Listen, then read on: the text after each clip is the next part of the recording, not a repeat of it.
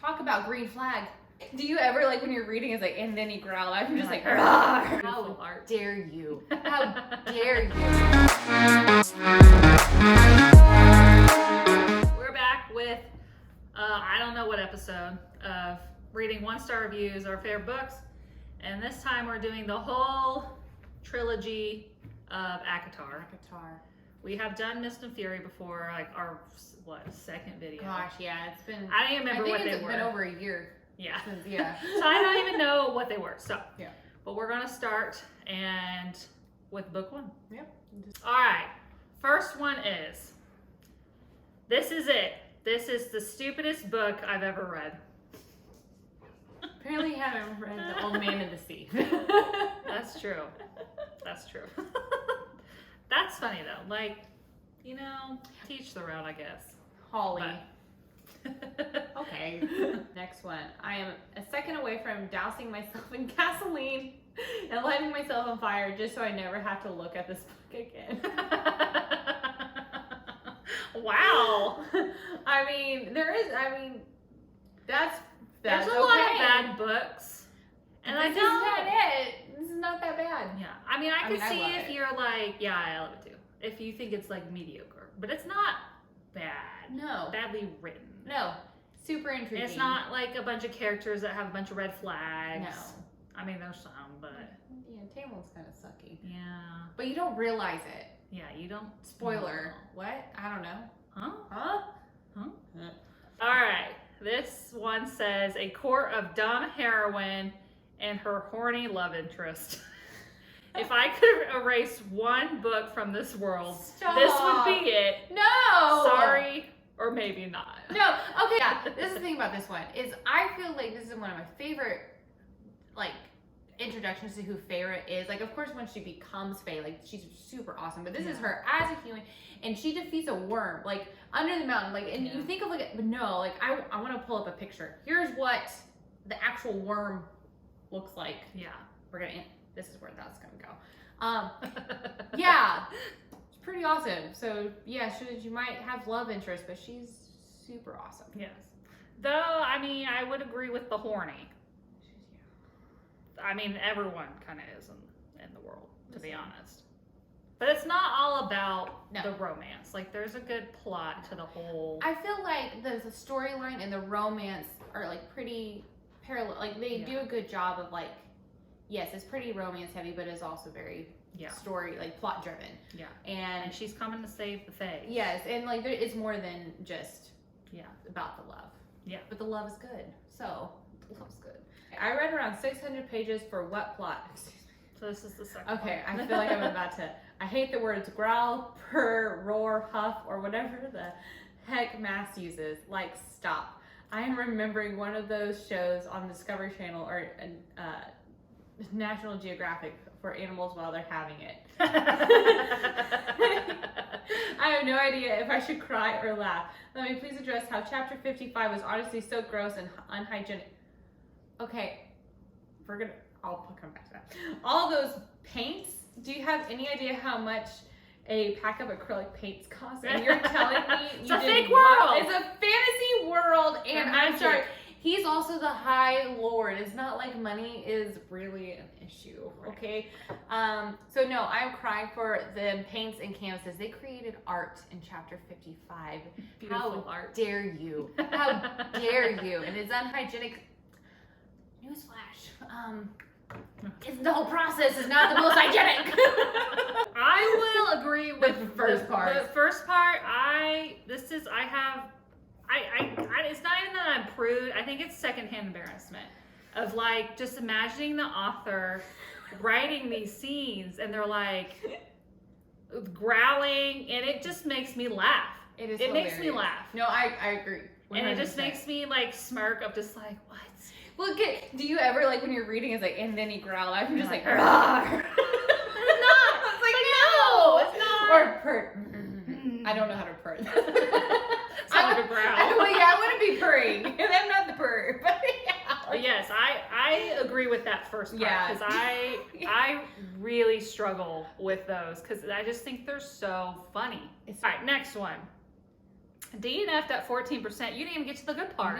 This is Court Mist and Fury. I was intending on actually reading this whole thing, if just to see how Sarah J. Maas planned to attempt to justify her questionable and offensive decisions in the first book. But this piece of crap is crazy long. She hates most characters, mainly Farah and Rhysand. I mean, this is where who hate for real? Farah, fair. Tamlin, fair. I mean, you're not supposed to like him. Rhysand. And you didn't even get to the gang, man. Yeah. You made it like 14% in. You didn't even get to meet. Well, even in the first one, he's the one that like is like, hey, I'm gonna help her because she's gonna help all of us. All of us. Get out. Teaches her how to freaking read. Yeah. Talk about green flag. Green flag. Green flag. Okay. This was indeed one of the worst books I've ever read. And I mean ever read. Wow, thank you. We got it. Yeah. Got and it. my whole entire exhaustive life. Yeah, I bet it is exhaustive. Honey. Truly, that writing made me want to gouge. Oh, honey, I can't. You're so repetitive. Out my eyes and die. I wouldn't read a book like this personally. I can tell you that much. Yeah. Paragraph. Ugh. I don't know how Sarah J. Maas can write in the way she does and not spontaneously combust. Well, because she uses more words than the same 5 words that you just did to repeatedly describe Over something. and over again. Yeah. That's all I'm going to say about that. Okay, next one. Sarah, you failed me. My mate, icy rage, vulgar gesture. Those are the only things I remember from this book. This is the last one, by the way. Literally nothing happened. Some twists and turns, some more scenes, but that's it. I'm not even kidding. Nothing happened. Akatar and the first one, our chef's kiss, or the second one, sorry. Our chef's kiss, Lord of Rings and Ruins, is chef's throws up. That's it. I will admit, the very first time I read it, I was pretty disappointed because of the same things. Like, I felt like you had this big war and no one really dies. Yeah. And then I just reread them all, and there were certain things that I was like, okay, like, you know, Amryn, the things that happened to her. And then I've totally forgot about the thing that happened to Rhys. Yeah. I totally forgot. And I'll give this person this one because I remember thinking the exact same thing and writing a very similar review of like, you have this giant war across the whole Fey lands. Yeah. And thousands of unknown people die. And then you have this, not even main character, that comes back that I'm like, I don't care about this character. No. And that person dies. And I'm like, I don't really care. And I did, for the most part, agree I was like, with this one. I think I gave, I don't know if I reread it, I remember the first 2 got 5 stars, and I remember this one got 4 stars. And I mean, I love the whole series. And but first one was 4, second one was 5, third one was 4 for me. Yeah. So I'll give that one. That's fair. His groans of pleasure drowned out the sounds of the injured and dying. That's all. Hey. I don't get it. I mean, I get it, but like what, like that they are just like too busy doing it, yeah, and that they don't care that people are dying. I mean, mountains rumble when they do it, so. A wingspan. No. And you know, future book, stars on the ceiling. You know, that line got me. Not in a good way either. Like, did not get me that way. It was ridiculous. It was, yeah.